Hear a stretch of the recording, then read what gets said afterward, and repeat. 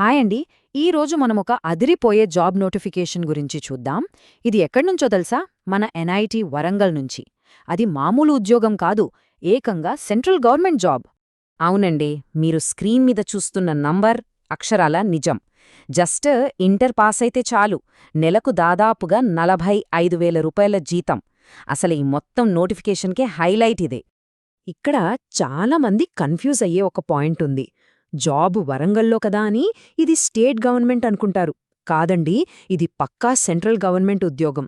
దీనివల్ల పెద్ద అడ్వాంటేజ్ ఏంటంటే ఆంధ్రప్రదేశ్ వాళ్ళు, తెలంగాణ వాళ్ళు ఇద్దరూ సమానమే. ఆ లోకల్, నాన్ లోకల్ గొడవే ఉండదు. అందరూ ఒకేలా పోటీపడొచ్చు. సరే, అయితే ఇక అసలు మ్యాటర్లోకి వెళ్ళిపోదాం.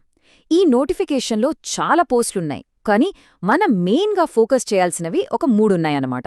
అవేంటో ఇప్పుడు చూసేద్దాం. ఓకే, ఇక్కడ చూడండి. మనకు మెయిన్గా 3 రకాల పోస్టులు కనిపిస్తున్నాయి. ఫస్ట్ది సూపరింటెండెంట్. దీనికి డిగ్రీ ఉండాలి. జీతం చూస్తే అక్షరాల 60,000 రూపాయల వరకు వస్తోంది. ఇక మన ఇంటర్ పాస్ అయిన వాళ్ల కోసం 2 సూపర్బ్ ఆప్షన్స్ ఉన్నాయి: సీనియర్ అసిస్టెంట్, జూనియర్ అసిస్టెంట్. వీటికి జస్ట్ ఇంటర్తో పాటు టైపింగ్ వస్తే చాలు. సీనియర్ అసిస్టెంట్కి 45,000, జూనియర్ అసిస్టెంట్కి 33,000 జీతం వస్తుందన్నమాట. సరే, డిగ్రీ క్వాలిఫికేషన్ ఉన్నవాళ్ల సంగతి కాసేపు పక్కన పెడదాం. ఇప్పుడు మనలో చాలామందికి ఉండే ఇంటర్ క్వాలిఫికేషన్ మీద కాన్సంట్రేట్ చేద్దాం. ఎందుకంటే ఇక్కడే ఒక చిన్న స్ట్రాటజీ ప్లే చేయాల్సుంటుంది. చూసారుగా, రెండిటికీ క్వాలిఫికేషన్ ఇంటరే, కానీ పోస్టులు మాత్రం 2. జీతం వేరు, ఏజ్ లిమిట్ వేరు. మరిప్పుడు ఏది సెలెక్ట్ చేసుకోవాలి, ఏది మనకు బెస్ట్? ఆ కన్ఫ్యూజన్ ఏంటో ఇప్పుడే క్లియర్ చేసేసుకుందాం. ఇక్కడే ఉంది అసలు పాయింట్. సీనియర్ అసిస్టెంట్ తీసుకుంటే మంచి జీతం వస్తుంది, ఏజ్ లిమిట్ కూడా 33 ఏళ్ల వరకు ఉంది. కానీ ఎగ్జామ్ కొంచెం టఫ్గా ఉంటుంది. అదే జూనియర్ అసిస్టెంట్ వైపు వస్తే ఎగ్జామ్ కాస్త ఈజీగా ఉంటుంది, కానీ జీతం, ఏజ్ లిమిట్ రెండూ తక్కువ. సో ఇప్పుడు చాయిస్ మనదే. ఎక్కువ జీతం కోసం రిస్క్ తీసుకుని కష్టపడటమా, లేక కాస్త తక్కువైనా పర్లేదు ముందు ఈజీగా జాబ్లోకి ఎంటర్ అవ్వడం? దీని గురించి బాగా తెలిసిన వాళ్ళు ఇచ్చే సలహా ఏంటంటే, చూడండి, ముందు జాబ్లోకి ఎంటర్ అవ్వడం ముఖ్యమనుకుంటే జూనియర్ అసిస్టెంట్ బెస్ట్ ఆప్షన్. ఒక్కసారి డిపార్ట్మెంట్లోకి అడుగుపెట్టారంటే చాలు, ఆ తర్వాత ప్రమోషన్ల మీద పైకి వెళ్ళొచ్చు అని చెప్తున్నారు. ఇది నిజంగా చాలా మంచి ఆలోచన కదా. రైట్. ఇప్పుడు అందర్నీ కొంచెం ఇబ్బంది పెట్టే విషయానికి వద్దాం. అదే అప్లికేషన్ ఫీజు. ఫీజు ఎక్కువ అని చూడగానే చాలామంది అబ్బే మనకెందుకులే అని లైట్ తీసుకుంటారు. కానీ ఒక్క నిమిషం ఆగండి.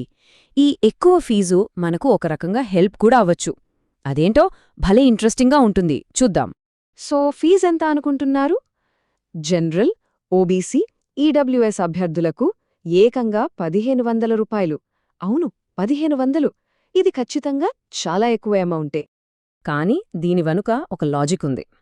ఈ ఫీజనేది ఒక ఫిల్టర్ లాంటిదనమాట. సరే, టైంపాస్కొకసారి రాసి చూద్దాం అనుకునేవాళ్లని ఇది ఆపేస్తుంది.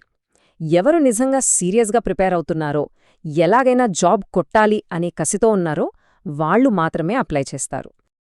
అంటే సింపుల్గా చెప్పాలంటే, అప్లై చేసేవాళ్ల సంఖ్య తగ్గుతుంది, కానీ అప్లై చేసేవాళ్ల క్వాలిటీ పెరుగుతుంది. దీనివల్ల మనకు నిజమైన కాంపిటీషన్ తగ్గుతుంది. సో ఎవరైతే బాగా ప్రిపేర్ అయ్యారో వాళ్లకి ఇది నిజంగా ఒక గోల్డెన్ ఛాన్స్ అని చెప్పాలి. ఓకే, ఇదంతా చాలా బావుంది. ఇంతకీ దీనికి ఎలా అప్లై చేయాలి? ఆ ప్రాసెస్ ఏంటో కూడా స్టెప్ బై స్టెప్ సింపుల్గా చూసేద్దాం. ప్రాసెస్ చాలా అంటే చాలా సింపుల్. వాళ్ళ అఫీషియల్ వెబ్సైట్ ఓపెన్ చేయండి. అక్కడ రిక్రూట్మెంట్ నోటిఫికేషన్ అని ఉంటుంది, దాన్ని క్లిక్ చేయండి. ఆన్లైన్లో అప్లికేషన్ ఫిల్ చేసి ఫీజు కట్టేస్తే సరిపోతుంది. అంతే, సింపుల్. కొన్ని ముఖ్యమైన పాయింట్స్ మళ్ళీ ఒకసారి గుర్తు చేస్తాను. అఫీషియల్ వెబ్సైట్ వచ్చేసి nitw.ac.in. అప్లై చేయాల్సింది కేవలం ఆన్లైన్లో మాత్రమే. జాబ్ వస్తే పోస్టింగ్ మన వరంగల్లోనే ఉంటుంది. అండ్ ఇది సెంట్రల్ గవర్నమెంట్ జాబ్ కాబట్టి ఇండియాలో ఎక్కడ్నుంచైనా ఎవరైనా అప్లై చేసుకోవచ్చు. అన్నింటికన్నా ముఖ్యమైన విషయం, లాస్ట్ డేట్ February 28. ఈ డేట్ అస్సలు మర్చిపోవద్దు. లాస్ట్ మినిట్ వరకు వెయిట్ చేయకుండా వీలైనంత త్వరగా అప్లై చేసేయండి. సర్వర్లు బిజీ అవ్వచ్చు. సో ఫైనల్గా ఒక్కసారి ఆలోచించండి. ఫీజు ఎక్కువ కావడం వల్ల కాంపిటీషన్ కాస్త ఫిల్టర్ అవుతుంది. ఇది సీరియస్గా ప్రిపేర్ అయ్యే వాళ్లకి ఒక ప్లస్ పాయింట్.